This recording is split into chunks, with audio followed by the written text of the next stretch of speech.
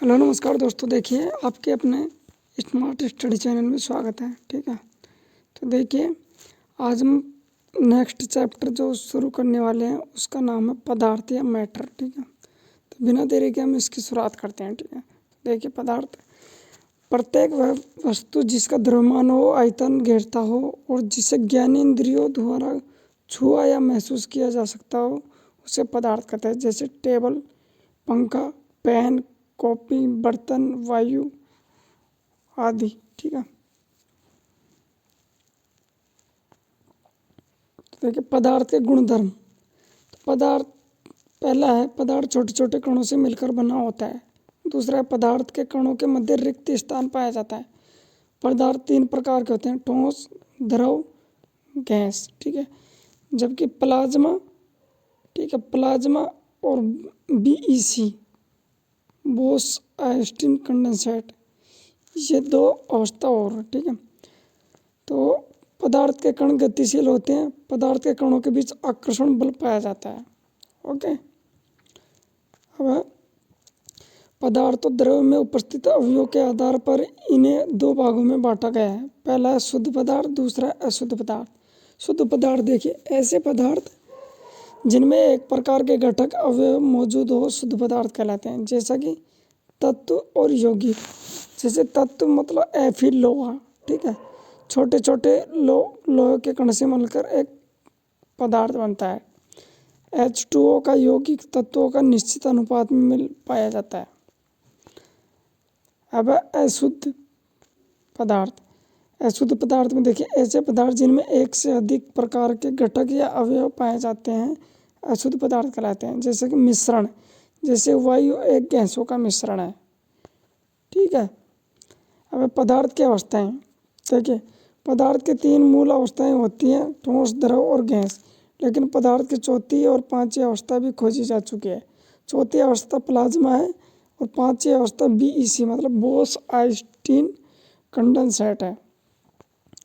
ठीक है, अब है ठोस अवस्था, सॉलिड स्टेट, मतलब आकार निश्चित हो, आयतन निश्चित हो, घनत्व अधिक हो, संपीड्यता नगण्य हो, ठोस के कणों के मध्य उच्च अंतरागुण आकर्षण बल पाया जाता हो, विसरण अत्यंत कम होता हो, जैसा कि स्पंज, रबड़ बैंड, शक्कर और नमक। ठीक है, तो डी मतलब घनत्व बराबर एम बटा वी मतलब द्रव्यमान बटा आयतन। इसका है किलोग्राम इंटू मीटर क्यूब। अब है द्रव्यमान अवस्था मतलब लिक्विड स्टेट में इसका आकार निश्चित होता है, इसका आयतन निश्चित होता है। द्रव का घनत्व गैसों से अधिक परंतु ठोस से कम होता है। संपीड्यता बहुत कम होती है। द्रव के कणों के मध्य दुर्बल अंतरागुण आकर्षण बल पाया जाता है। इसका विसरण गैस से कम परंतु ठोस से अधिक होता है द्रव का। अब है गैस। गैस की अवस्था देखिए, आकार अनिश्चित हो, आयतन अनिश्चित हो, घनत्व अत्यंत कम हो, गैसों के कणों के मध्य अंतरागुण या आकर्षण बल नगण्य हो, विसरण अत्यधिक होता हो, अतः यह शीघ्रतापूर्वक सभी जगह फैल जाती हो। मतलब डी बराबर एम बटा वी। अब प्लाज्मा पदार्थ की चौथी अवस्था। इस अवस्था में कण अत्यंत ऊर्जा वाले या अधिक उत्तेजित होते हैं। दूसरा है फ्लोरोसेंट ट्यूब और नियॉन बल्ब के में प्लाज्मा होती है। नियॉन बल्ब के अंदर नियॉन गैस और फ्लोरोसेंट ट्यूब के अंदर हीलियम या अन्य कोई गैस होती है। पांचवा है सूर्य और तारों में चमक प्लाज्मा के कारण होती है। छठा है पांचवा है गैसों की एक आयनीकृत अवस्था होती है। यह उच्च तापमान पर बनता है। प्लाज्मा अवस्था हाई टेम्परेचर पर एक्टिव होता है। अब बीईसी पदार्थ की पांचवी अवस्था, Bose Einstein condensate. Albert Einstein ने पदार्थ की एक नई अवस्था की भविष्यवाणी की। सन 2001 में अमेरिका के एरिक व ए कार्लन अल्फ्रेगेन केटरले और कार्ल ई वेमेन को बोस आइंस्टीन कंडेंसेट की अवस्था प्राप्त करने के लिए भौतिकी में नोबेल पुरस्कार से सम्मानित किया गया। 1920 में भारतीय वैज्ञानिक सत्येंद्र नाथ बोस ने पदार्थ की पांचवी अवस्था की गणना की। इसी के आधार पर इसको BEC नाम रखा गया। अब है देखिए विशेष बात, तापमान में वृद्धि करके हम पदार्थ की अवस्था में परिवर्तन कर सकते हैं और दाब का प्रयोग करके भी पदार्थ की अवस्था में परिवर्तन कर सकते हैं। जैसा कि यहाँ देखिए इस डायग्राम के अंदर देख लीजिए अच्छी तरह, इस डायग्राम में देखिए आराम से। अब इसमें दिखा रखा है कि अगर इसमें दिखा रखा है, एक मिनट, इसमें दिखा रखा है कि ठोस से अगर द्रव में जाओगे तो संलयन होते हैं, जबकि द्रव से ठोस में आओगे तो जमना कहलाता है। ठीक है, जबकि ठोस से गैस में जाओगे तो ऊर्ध्वपातन कहलाता है, और जबकि गैस से ठोस में जाओगे तो निक्षेपण, गैस से द्रव में जाओगे तो सघन कहलाता है, और द्रव से अगर गैस में जाओगे तो वाष्पीकरण। फिर कह रहा है 3 अवस्थाओं में पदार्थ का अंतराल इसमें दर्शाया गया है। अब गलनांक मतलब मेल्टिंग पॉइंट, जिस पदार्थ पर ठोस पिघलकर द्रव अवस्था में बन जाता है वह उसका गलनांक कहलाता है। बर्फ का गलनांक 0 डिग्री सेल्सियस या 273.16 केल्विन होता है। जैसे ठोस से द्रव में किसी ठोस के गलने की प्रक्रिया में तापमान समान रहता है, ऐसे में ऊष्मीय ऊर्जा कहाँ जाती है? ऐसे में ऊष्मीय ऊर्जा कहाँ जाती है? अब है गुप्त ऊष्मा या प्रसुप्त ऊष्मा। वायुमंडलीय दाब, एक एटॉम बराबर 10⁵ पास्कल दाब पर 1 किलो द्रव्यमान और उसके गलनांक पर द्रव्यमान में बदलने के लिए जितनी ऊष्मीय ऊर्जा की आवश्यकता होती है उससे संकलन की प्रसूति ऊष्मा कहते हैं। अर्थात 0 डिग्री सेल्सियस पर जल के कणों की ऊर्जा उसी की तापमान पर बर्फ के कणों की ऊर्जा से अधिक होती है। और बर्फ के गलनांक की गुप्त ऊष्मा 80 किलो कैलोरी प्रति किलो होती है। अब क्वथनांक देखिए मतलब बॉइलिंग पॉइंट, वायुमंडलीय दाब पर वह तापमान जिस पर द्रव उबलने लगते हैं उसे क्वथनांक कहते हैं। जल का क्वथनांक 100 डिग्री सेल्सियस या 273 केल्विन। अब वाष्पीकरण की गुप्त ऊष्मा, वायुमंडलीय दाब पर 1 किलो द्रव को उसके क्वथनांक पर वाष्प में बदलने के लिए जितनी ऊष्मीय ऊर्जा की आवश्यकता होती है उसे वाष्पीकरण की गुप्त ऊष्मा कहते हैं। जल के वाष्पन की गुप्त ऊष्मा 539 किलो कैलोरी प्रति किलो होती है। अब 100 ताप पर 100 डिग्री सेल्सियस पर वाष्प में कणों की उसी ताप पर पानी के कणों की अपेक्षा अधिक ऊर्जा होती है। अब परमाणु या एटॉम, जॉन डॉल्टन के परमाणु सिद्धांत के अनुसार सभी द्रव चाहे तत्व यौगिक या मिश्रण हो सूक्ष्म कणों से बने होते हैं जिन्हें परमाणु कहते हैं, अथवा अत्यंत ही सूक्ष्म कण होते हैं। आकार लगभग 10⁻⁻10 माइक्रोन परास होता है। अधिकांश तत्वों के परमाणु स्वतंत्र रूप से अस्तित्व में नहीं रहते हैं। परमाणु अणु एक आयतन बनाते हैं। डेमोक्रिटस एलुसिपस ने एटॉम नाम दिया था, मतलब 2 परमाणु बनकर एक अणु का निर्माण करते हैं। अब अणु या मौलिक, अणु 2 या 2 से अधिक परमाणुओं का समूह है जो आपस में रासायनिक बंध द्वारा जुड़े होते हैं, जिन्हें सामान्य भौतिक विधि द्वारा अलग नहीं किया जा सकता। अणु स्वतंत्र रूप से अस्तित्व में रहते हैं। जैसे 2 हाइड्रोजन के अणु मिलकर एक हाइड्रोजन गैस का अणु का निर्माण करता है।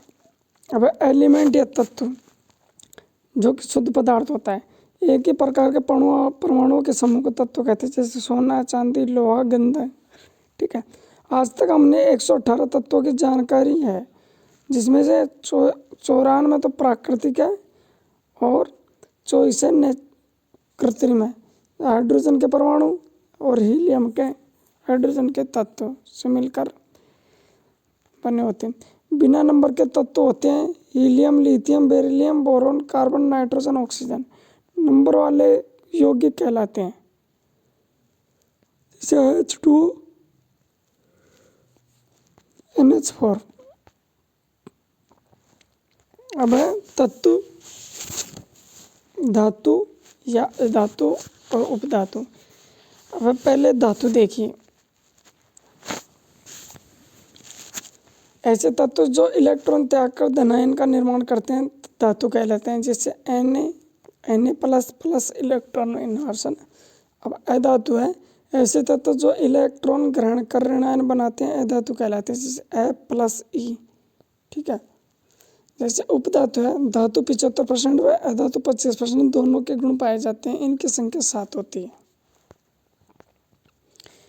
यौगिक या कंपाउंड, दो या दो से अधिक तत्वों के परमाणु एवं द्रव्यमान के निश्चित अनुपात को रासायनिक सहयोग कर जो पदार्थ बनते हैं उसे यौगिक कहते हैं, जैसे जल का, नमक का, अमोनिया और सल्फ्यूरिक अम्ल।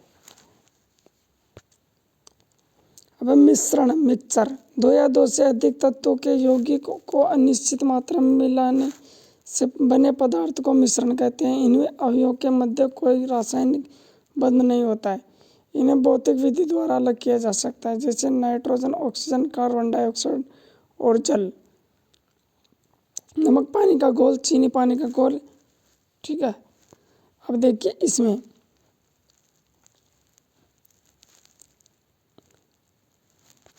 अब मिश्रण, जिसमें दो प्रकार के मिश्रण होते हैं, एक तो समांगी मिश्रण और एक विषमांगी मिश्रण। ठीक है। अब ऐसे मिश्रण जिनमें सभी अवयव एक ही अवस्था व प्रावस्था में होते हैं उसे समांगी मिश्रण कहते हैं, जैसा कि वायु विलयन गैस का मिश्रण, पानी व चीनी का घोल, अल्कोहल व जल का घोल। अब विषमांगी में देखिए ऐसे मिश्रण जिनमें सभी पदार्थ अवयव अलग अलग अवस्थाएं और प्रावस्था में होते हैं उसे विषमांगी मिश्रण कहते हैं, जैसे रेत व जल का मिश्रण, पेट्रोल व जल का मिश्रण। ठीक है। अब विलयन, जिसे सॉल्यूशन कहते हैं। ठीक है। विलयन, दो या दो से अधिक पदार्थों का समांगी मिश्रण विलयन कहलाता है, जैसे नींबू जल, सोडा जल आदि। विलयन को दो भागों में बांटा गया है, विलेय और विलायक। विलेय किसे कहते हैं? जिसकी मात्रा कम हो उसे विलेय कहते हैं और जिसकी मात्रा अधिक हो उसे विलायक कहते हैं। जैसे नींबू के पानी में नींबू है जो विलेय है और पानी है वो विलायक है।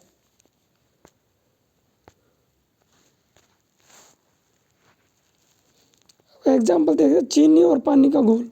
चीनी कम होती है और पानी अधिक होता है, तो जो अधिक होता है वो उसका शब्द जो बड़ा होता है, जो कम होता है उसका कम शब्द होते हैं। ठीक है। वह आयोडीन और अल्कोहल का विलयन, जिसे टिंचर आयोडीन के नाम से जाना जाता है, इसे आयोडीन विलायक और अल्कोहल विलायक है। अब वातुयुक्त पेय जैसे सोडा जल, कोक इत्यादि तरल विलेय में है गैस के रूप में। इन्हें कार्बन डाइऑक्साइड गैस विलेय है और जल विलयन है। अब है विलयन के गुण। विलयन एक समांगी मिश्रण है। विलयन के कण व्यास में 1 नैनोमीटर से 10⁻⁻9 मीटर होती है, से भी छोटे होते हैं, इसलिए ये आंखों से नहीं देखे जा सकते हैं। इन्हें छोटे छोटे आकार के कण कारण विलयन के कण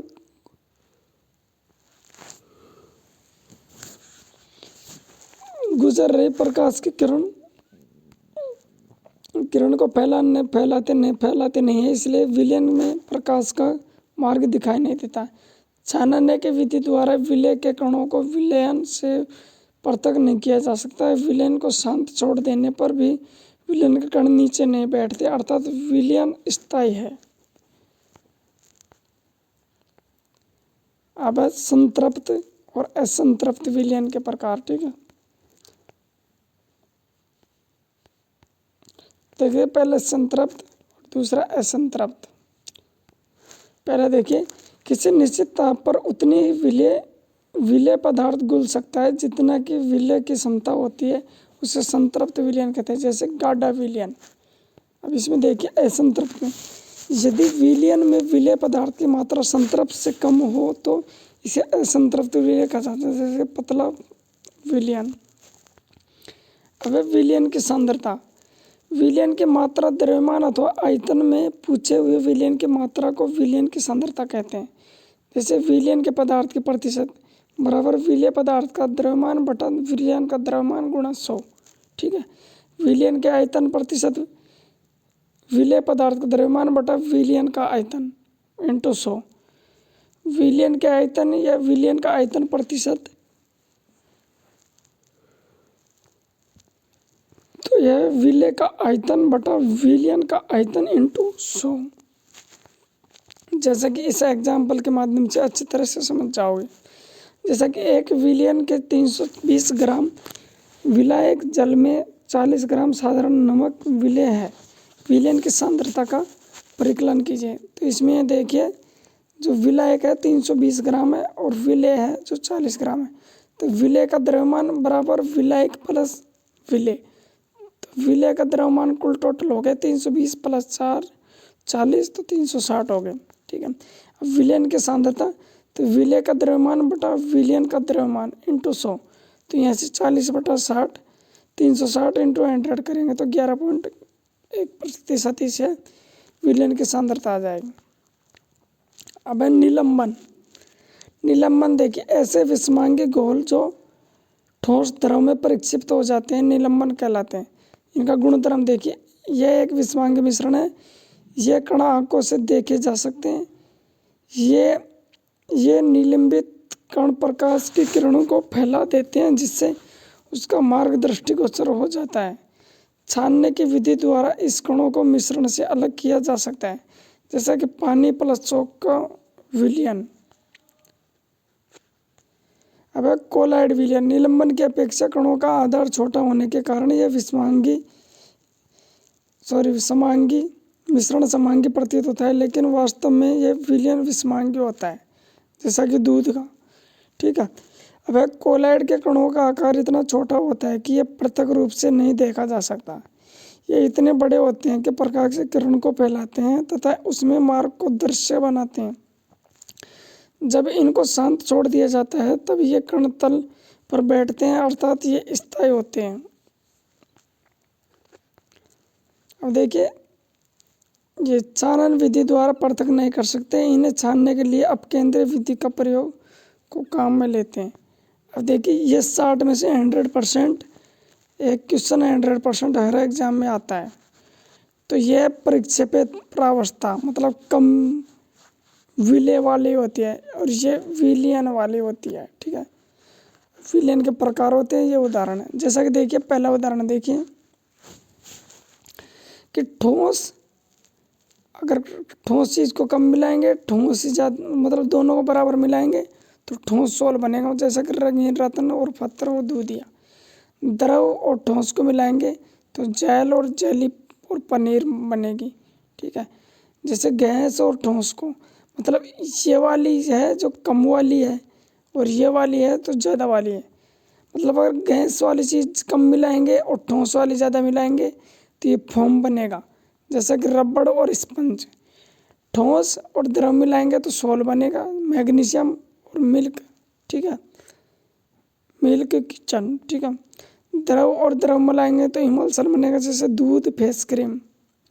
गैस और द्रव मिलाएंगे तो फोम, जो कि शेविंग क्रीम। और ठोस और गैस मिलाएंगे तो एरोसोल बनेगा, जैसे धुआं, स्वचालित वाहनों का निशान। ठीक है। द्रव और गैस मिलाएंगे तो एरोसोल का निर्माण होगा, जैसे कोहरा, बादल और कुआसा। ठीक है। अब पदार्थ मिश्रण के पृथक की विधि। मिश्रण में उपस्थित घटकों को विभिन्न विधियों द्वारा अलग अलग किया जा सकता है, जैसे कि पहला है ऊर्ध्वपातन की विधि। ठीक है।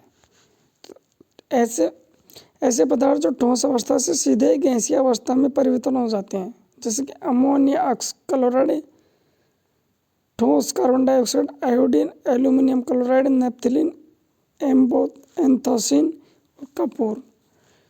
इनको जलाएंगे सीधे गैसीय अवस्था में। अब है निस्यंदन या फिल्ट्रेशन।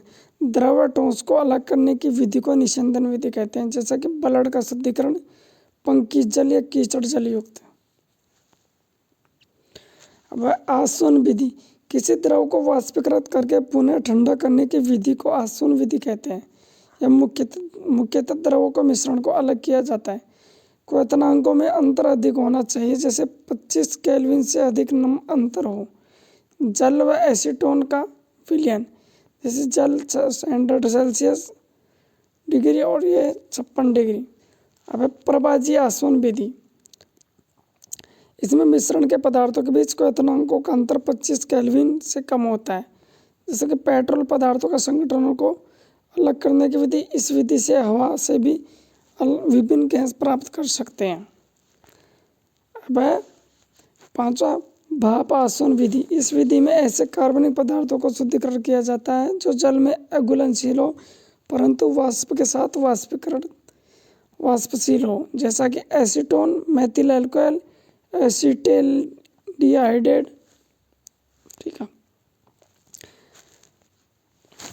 अब है क्रोमेटोग्राफी या वर्णलेखी विधि। इस विधि के द्वारा स्याही में से रंगों को अलग किया जाता है, जैसे लाल नीली स्याही को अलग कर सकते हैं। जैसा कि एग्जाम्पल देखिए, वाष्पीकरण विधि के द्वारा नीली व काली स्याही मतलब डाई को अलग किया जा सकता है।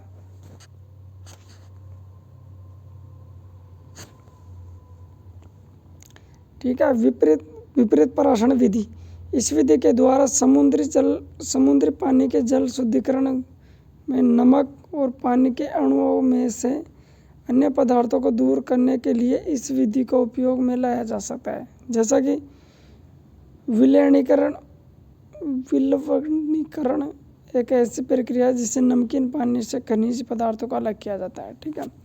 तो अगर वीडियो अच्छी लगे तो वीडियो को लाइक करना, चैनल को सब्सक्राइब करना, अपने दोस्तों में शेयर करना। धन्यवाद।